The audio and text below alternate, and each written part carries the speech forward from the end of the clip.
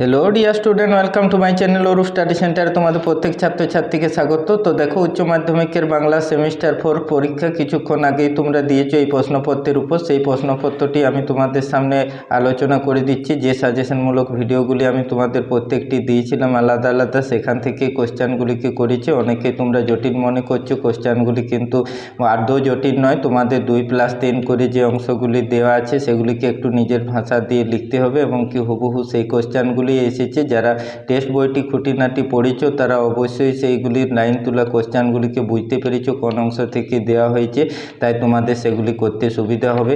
তো দেখো, তোমাদের যে কোশ্চেনগুলি ছিল সেগুলি প্রত্যেকটি আমি আলোচনা করে দিচ্ছি কোথা থেকে দেওয়া হয়েছে কোনটি। প্রথমে দেখো, তোমাদের যে এখানে দেওয়া আছে এর দাগের কোশ্চেনটি, মানিক বন্দ্যোপাধ্যায়ের হলুদ পোড়া গল্পে নবীনের চরিত্রটি আলোচনা করো। তো আমার সাজেশনে তোমাদের দেখো, হলুদ পোড়া থেকে আমি নবীনের চরিত্র দিয়েছি, আরও যেগুলি দিয়েছিলাম তার থেকে এটি এবছর তোমাদের কমন এসেছে। এবার দেখো যে এখানে হারুন সালেমের মাসি থেকে অসম্ভব দুশ্চিন্তা হলো গৌরবীর, পরিচয় দাও গৌরবীর দুশ্চিন্তার কারণ কি। তো এখানে দেখো, গৌরবীর চরিত্র, গৌরবীর পরিচয় তোমরা নিজের ভাষায় লিখতে পারবে। 2 নাম্বার আছে গৌরবীর দুশ্চিন্তাহারাকে নিয়ে যেটি, সেই দুশ্চিন্তার কারণটি তোমরা ব্যাখ্যামূলকভাবে লিখতে পারবে। হারুন সালেমের মাসি থেকে এই কোশ্চেনটি তোমাদের খুবই সোজা এসেছে। তোমরা যে কোনো দুটির মধ্যে একটি তোমরা লিখতে পারবে, খুব সোজা। তারপর দেখো, কবিতা থেকে যে তোমাদের তিমির হননের গান নাইন তৈরি করা হয়েছে। এখানে দেখো, তিমির হননের যে কবিতাটি সেটি তাৎপর্য, নামকরণ, সার্থকতা আমি বলেছিলাম যে এগুলি তোমরা দেখে যাবে। সেখান থেকেই দেখো এখানে কবিতার নামকরণ, তাৎপর্য, বিষয়বস্তু যেটি তোমরা করে গেছো যদি লিখতে পারো সেখানে তোমাদের 5-এর 5 নাম্বার তোমরা পেয়ে যাবে। এই কোশ্চেনটি দেখো, কেন এলো না থেকে, এটি তোমাদের আমি 100% কমন আসবে বলেছিলাম। যে বাবা এলো ছেলে এলো না, কবিতাটি কোন পরিপ্রেক্ষিতে, ছেলের ঘরে না ফেরার কারণ কি। তো সেই কোশ্চেনটি হুবহু তোমরা কমন পেয়েছো। তারপর দেখো, নাটক থেকে যে নানা রঙের দিন থেকে তোমাদের যে কোশ্চেন দুটি দেওয়া হয়েছে এখানে, সেই দুটি কোশ্চেনেই দেখো, এই তো জীবনের সত্য কালীনাথ 9 তুলে করা হয়েছে। সাজেশনের মধ্যে আমি দিয়েছিলাম জীবনের সত্য কি, বক্তা কিভাবে এই সত্যে উপনীত হয়েছেন। রজনীকান্ত এখানে প্রম্পটার কালীনাথ সেনের কাছে কথোপকথনের যে ঘটনাটি 2+3 করে তোমরা সুন্দর করে সাজিয়ে লিখতে পেরেছো। তারপর দেখো, পুরোনো দিনের কথা ভুলে যান চাটুর্যে মশাই, এখানে কালীনাথ সেন কোন প্রসঙ্গে কে কাকে কথাটি বলেছে।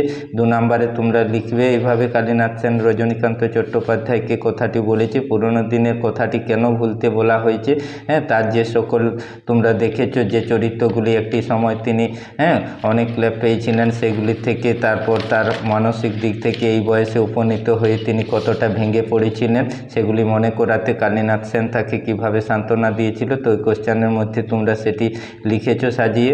এবার দেখো, ডাকঘর থেকে যে কোশ্চেনগুলি এখানে 4টি আমি বলেছিলাম, দেখো সেগুলি এখানে অমর নবীন চোখ তোমরা দই আওলা সাথে কথোপকথন দেখেছো।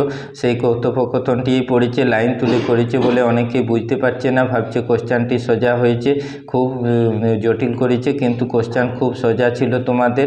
এখানে দেখো, ছেলের দলের সাথে একই উৎপাত, আমি আসি ভাই, কে কাকে কথাটি বলেছে, কোন বিষয়টি উৎপাত বলে মনে হয়েছে সেটিও তোমাদের দেখো পড়েছে কথোপকথন। এখানে এই কোশ্চেনটি সিয়ের দাগের দেখো, আমার সাজেশনে হুবহু তোমাদের দেওয়া আছে।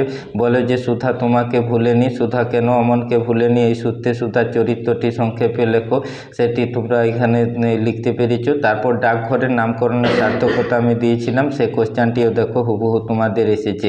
এবার যে তোমাদের দেখো, বাংলা চিত্রকলা থেকে অবনীন্দ্রনাথ ঠাকুর আমি প্রথম সাজেশনে তোমাদের বাংলা চিত্রকলায় দিয়েছিলাম, সেই কোশ্চেনটি হুবহু তোমাদের এসেছে।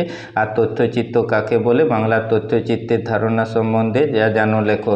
এই তো দুটি কোশ্চেন তোমাদের খুব সোজা এসেছে। তারপর দেখো যে তোমাদের রচনার অংশ, এখানে প্রথমে দেখো আমি সাজেশনে পরিবেশ ও বিপন্ন মানুষ তোমার যেটা সেটা দিয়েছি। তারপর দেখো যে তোমাদের একটি দেয়া আছে এখানে, সমরেশ বসু লেখক পরিচিতি, সেই সমরেশ বসুটি তোমাদের এসেছে। তো খুব সোজা কোশ্চেন, 40-এ তোমরা প্রত্যেকেই আশা করি ভালো লিখেছো। অনেক অনেক শুভেচ্ছা পরবর্তী পরীক্ষাগুলির জন্য। কোশ্চেনগুলি একবার নোটসগুলি তোমরা মিলিয়ে দেখে নাও কত অংশে ঠিক করেছো, পরবর্তী পরীক্ষা যাতে আরও ভালো হয়। এরকম লাইন তুলে তোমরা টেক্সট বইটি কবিতাগুলি ভালো করে সেগুলি ভালো করে দেখে নেবে, তাহলে তোমাদের কোশ্চেনটি বুঝতেও সুবিধা হবে, উত্তরটি লিখতেও সুবিধা হবে। কেমন? তো পরবর্তী পরীক্ষার জন্য অনেক অনেক শুভেচ্ছা।